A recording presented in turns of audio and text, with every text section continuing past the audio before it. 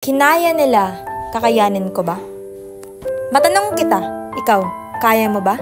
Kaya mo bang mag-isa? Kaya mo bang harapin ang mundo? Sa daming pagsubok na sasagupain mo, kakayanin mo ba ito? Ako'y nakaharap sa salamin dahil ang mga tanong na ito ay tanong ko rin mismo sa sarili ko. At alam ko din ay inyong naitatanong sa inyong mga sarili. Kaya ko ba? Kaya ko bang mag-isa?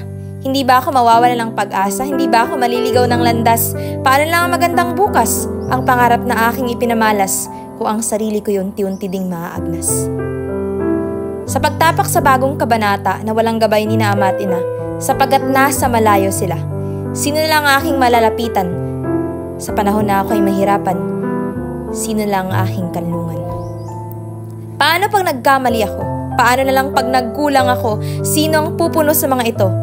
Sa bagong yugto ng aking kwento, matutupad ba ang pangarap na aking binuo?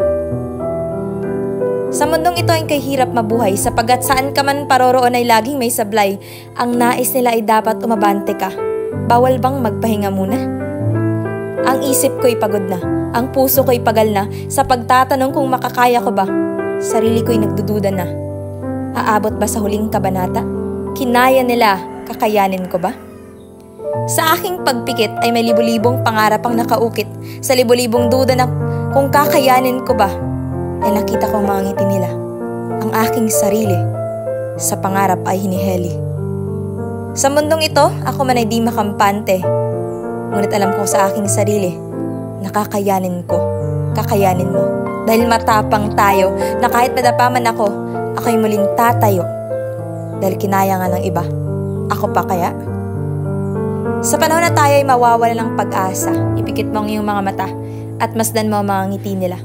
Ang pangarap na iyong binuo, samahan mo ng panalangin ito. Magtiwala ka sa sarili mo dahil kaya mo, kakayanin natin ito.